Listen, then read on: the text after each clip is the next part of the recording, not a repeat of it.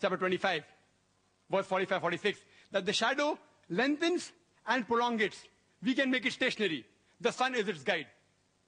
And in his book he mentions, does the sun move? Where does this verse say the sun moves? In Surah Furqan, chapter 25, verse 45, 46, doesn't say the sun moves. And he writes in his book, we were taught in elementary school, and he said that also in his talk, that it is due to the rotation of the earth that the shadow prolongs and gets small. But what the Quran says, the sun is its guide. Today, even a person who has not gone to school knows that shadow is due to sunlight. Even a layman who has not gone to school knows that shadow is due to sunlight. So Quran is perfectly right. It doesn't say the sun moves and the shadow is caused. He's putting his own words in the Quran. The sun is its guide. It's guiding the shadow. Without sunlight, you cannot have shadow. Yes, you can have shadow without the light. It's a different thing. But here it's referring to the shadow which you see, which is moving, prolonging, and becoming short.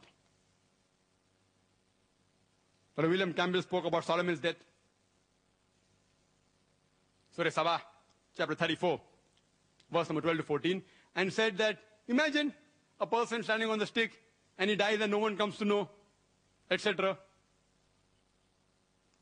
There are various ways to explain. Point number one, Solomon, peace be upon him, he was a prophet of God.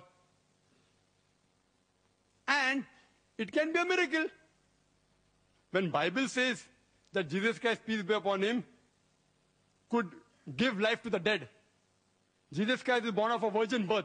Which is more difficult to imagine? Being born of a virgin birth, giving life to the dead, or standing on a stick for a very long time? Which is more difficult? So when God can do miracles through Jesus Christ, peace be upon him, why can't he do a miracle through Solomon alayhi salam? Musa alayhi salam parted the sea. He threw a stick became snake. Bible says that, Quran says that. So when God can do that, why can't God let a man rest for a long period? Anyway, I'll give him various different answers. Nowhere does the Quran say that Sulaiman alayhi salam rested on the stick for a very long period. Nowhere does it say. It just says that an animal, maybe some say ant, maybe other animal of the earth came and bit.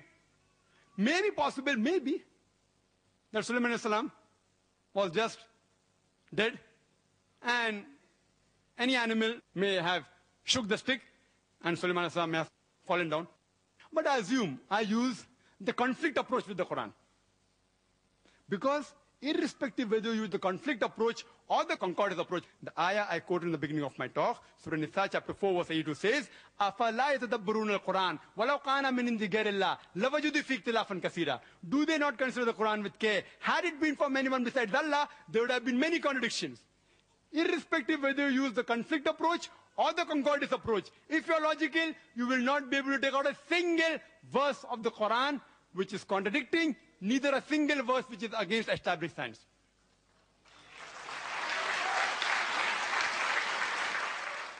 I agree with Dr. William Campbell that Sulaiman alayhi salam stayed for a long time. The answer is given in the same verse. That after Sulaiman alayhi salam fell down, the jinn said that if we would have known that Solomon, peace be upon him, died, we wouldn't have toiled so hard. Indicating that even the jinns don't have ilm-e-ghaib. They don't have knowledge of the unseen. Because the jinn thought themselves to be very great. So Allah is teaching them that even they don't have ilm-e-ghaib. Dr. William Campbell touched on the production of milk in Surah Nahl chapter 16 verse 66. The first person who told about the circulation of blood was Ibn Nafis, 600 years after the revelation of the Quran. And 400 years after Ibn Nafis, William Harvey made it come into the Western world. That's 1,000 years after the revelation of the glorious Quran.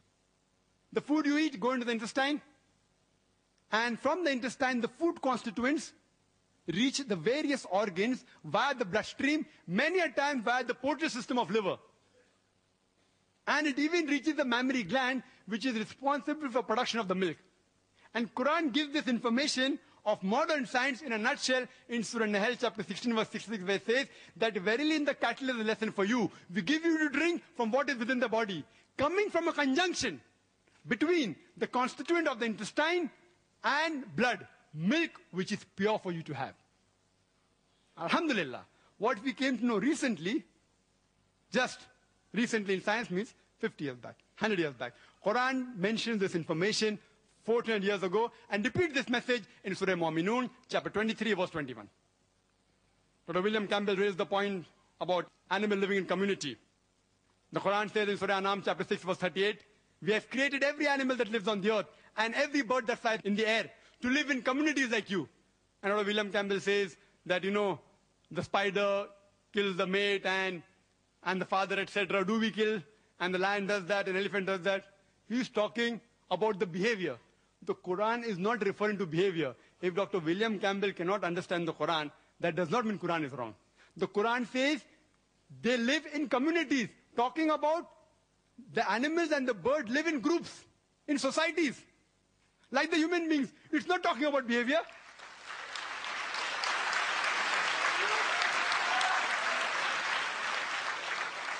And today science tells that all the animals, the birds, and the living creatures of the world, they live in communities. Like the human beings, they live together. And I didn't have time to touch on all the points on embryology. I've touched on all of the 8-9 topics which he spoke on. Embryology, I'll go more in detail. The points he raised in embryology, besides the one I clarified in my talk, he said that the stages of development were mentioned by Hippocrates and by Galen. And he showed the various slides. The point to be noted, just because someone says some things which are matching with the Quran, that doesn't mean that Quran has been copied from that. Suppose I make a statement, if I make a statement which is correct, which was said by somebody else earlier, that doesn't mean I've